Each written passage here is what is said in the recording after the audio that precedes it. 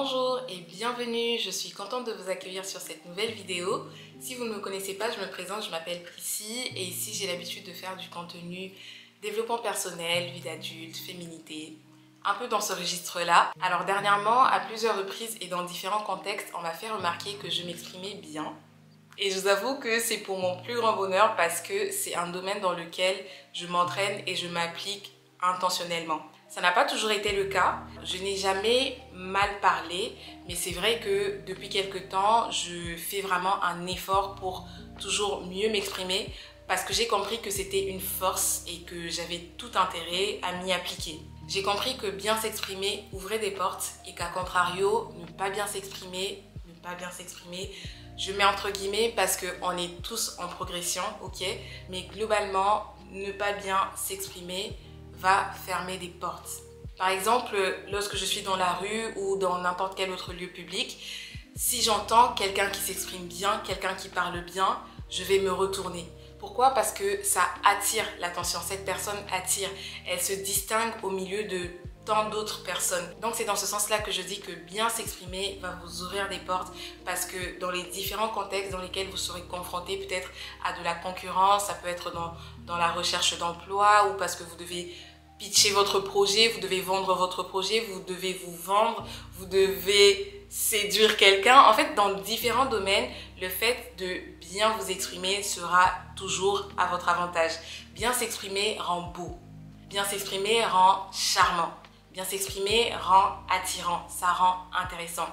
De ce fait, je vous invite à vous y appliquer si vous ne le faites pas déjà. Mettez de l'effort, soyez intentionnel dans le fait d'améliorer vos prises de parole. Et ce qu'il faut savoir, c'est que ce n'est pas inné, ce n'est pas gagné ou perdu d'avance. Par exemple, des mots tels que « y a pas » ou alors « dinguerie » ou alors « c'est un truc de fou » ou encore « wesh ». Si vous réfléchissez, vous allez vous rendre compte que ce sont des mots, si vous les utilisez, que vous n'avez pas toujours utilisés.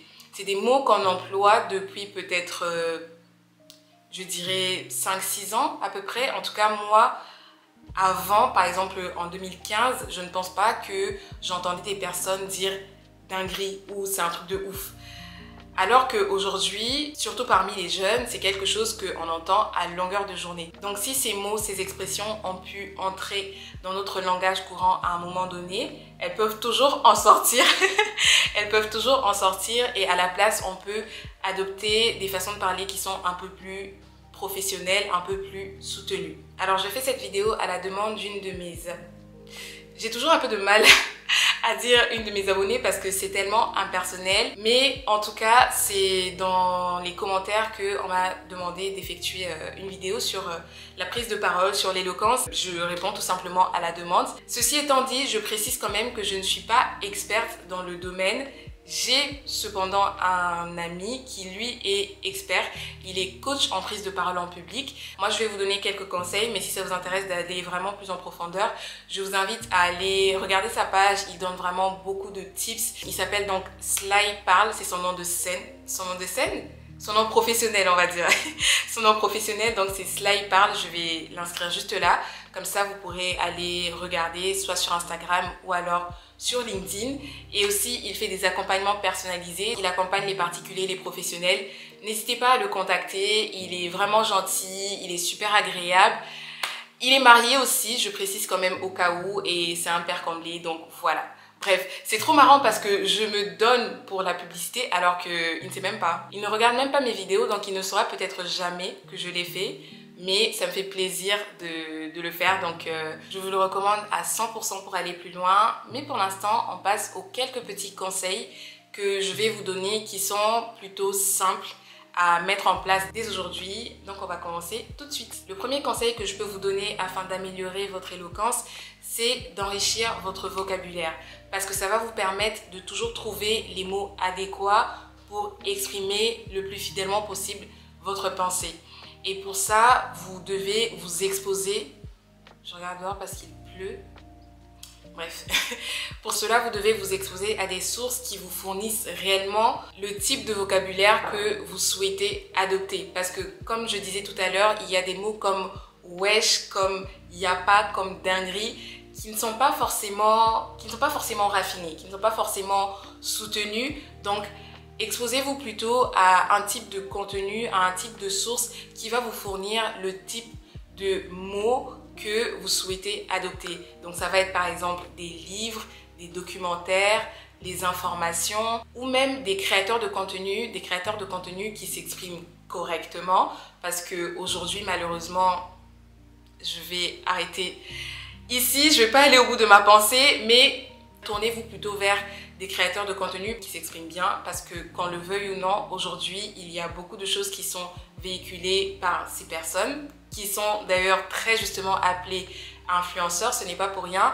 Donc choisissez minutieusement. Si vous voulez, je pourrais vous mettre une liste de personnes qui justement s'expriment bien et qui vous challenge à ce niveau-là. En tout cas, moi j'en suis et ça me fait vraiment un grand bien de pouvoir écouter des personnes qui ont mon âge, qui sont de ma génération, qui s'expriment bien, et ça m'encourage à persévérer aussi sur cette voie. Et en dernier lieu, ça va être dans la vraie vie, vous rapprocher de personnes qui s'expriment bien. Après là, c'est un peu plus compliqué parce que c'est assez délicat, je pense, d'aller aborder quelqu'un juste parce qu'elle parle bien. Peut-être qu'elle va vous répondre, mais est-ce que de là, il y aura une relation qui va naître? Je ne sais pas, mais si vous en avez l'occasion, n'hésitez pas.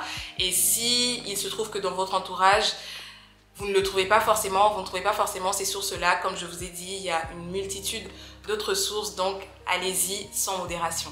Le second conseil que je peux vous donner, il est aussi très simple, c'est de prendre l'habitude de chercher la définition des mots. Lorsque vous êtes confronté à un mot que vous ne connaissez pas, vous l'entendez à la télé, vous le voyez dans un livre, vous le voyez dans un magazine, n'hésitez pas à tout de suite aller regarder sa définition et vous verrez que lorsque vous serez confronté à une situation dans laquelle le mot en question est à propos, vous y penserez tout de suite et alors vous l'emploierez et il va entrer ensuite dans votre vocabulaire tout naturellement. Le troisième conseil, il est également très simple, c'est le fait de s'écouter.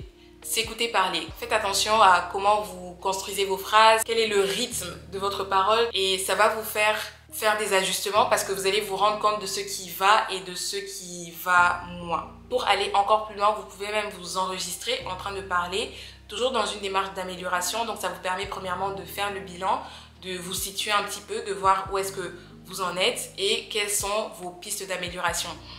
Moi, ce que je fais systématiquement, lorsque je fais une note vocale, je la réécoute toujours. C'est vraiment très très rare que je puisse faire une note vocale et que je ne puisse pas la réécouter. Aussi désagréable que ça puisse être, parce que c'est assez particulier toujours, je pense, en tout cas pour la plupart des personnes, de se réécouter. Très souvent, on a l'impression que c'est bizarre, on ne dirait pas ma voix, mais il faut faire cet effort-là de se réécouter. Ça nous permet de savoir est-ce qu'on est agréable à écouter parce que ce qu'on entend, c'est ce que les autres entendent aussi. Donc, est-ce qu'on est agréable? Est-ce qu'on a un bon rythme? Est-ce qu'on a un bon débit? Est-ce qu'on articule?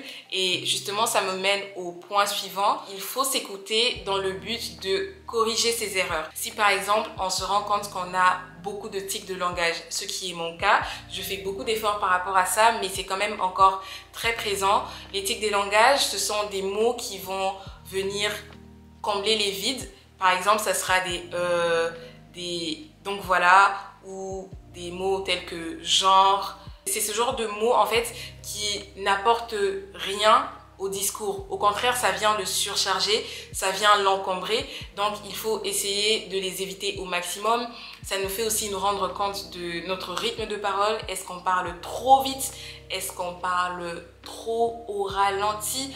Voilà, dans les deux cas, l'interlocuteur peut avoir du mal à nous suivre et peut rendre notre discours inintelligible, et ce n'est absolument pas ce que l'on recherche, bien au contraire. Donc évitez les tics de langage, évitez de parler trop vite, évitez de parler trop lentement, bien découper ses phrases, ses mots, articuler, et ça fait déjà toute la différence dans votre discours. Le cinquième conseil, ce sera de faire attention à comment vous écrivez. Lorsque vous écrivez un SMS par exemple, un mail, lorsque vous faites un commentaire sur internet, sur les réseaux sociaux, faites attention à comment vous écrivez, et même là, faites l'effort de bien parler, de bien écrire pour le coup, et non de bien parler, de bien écrire, de bien construire vos phrases, d'utiliser des points de ponctuation, des virgules, des points d'exclamation, des points d'interrogation. Vous verrez que ça va conditionner votre pensée. Par la suite, ça va aussi vous aider lorsque vous serez à l'oral. Et le dernier conseil, ça va être de s'entraîner, de s'exposer à des situations où vous êtes amené à parler, où vous êtes amené à exprimer vos idées, à prendre la parole. Ça peut autant être dans un cadre formel, à l'école, au travail, comme dans un cadre informel, dans les discussions de tous les jours, dans un supermarché par exemple, à la caisse, où il faut passer commande dans un restaurant alors qu'on est en groupe. Prenez l'initiative de poser la question que tout le monde veut poser, prenez l'initiative de passer la commande alors que personne ne le veut. Mettez-vous dans de telles situations afin de vous entraîner et petit à petit, vous verrez que ça deviendra un bel exercice et que vous ne cesserez de vous améliorer. Avant de terminer, je vais quand même préciser que le fait de bien s'exprimer n'a rien à voir avec l'accent parce que déjà tout le monde a un accent. Moi, je peux considérer qu'une personne a un accent si elle parle différemment que moi, mais pour elle, c'est moi qui ai un accent. Donc, le fait d'avoir un accent n'est pas synonyme de bien s'exprimer ou non, parce que chacun est influencé par sa langue maternelle, par l'environnement dans lequel il a évolué, par les différentes langues auxquelles il est confronté. Donc, avoir un accent qui est peut-être différent de l'accent neutre, entre guillemets, bon, je mets vraiment entre guillemets parce que il n'y a pas d'accent neutre, tout le monde a un accent, mais je pense que vous voyez où est-ce que je veux en venir.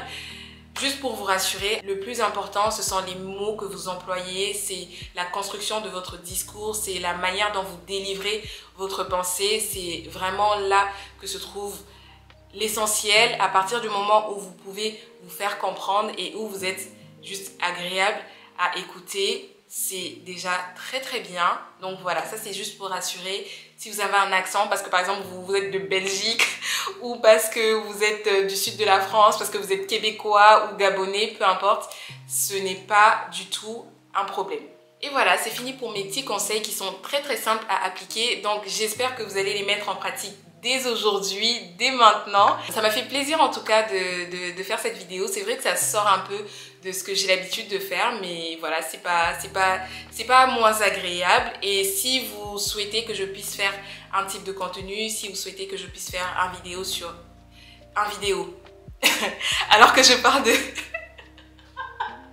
waouh, je vais pas couper. Je vais pas couper cette partie. Aussi, voilà, j'ai oublié de le préciser, mais bien s'exprimer ne veut pas dire que vous ne faites jamais de fautes.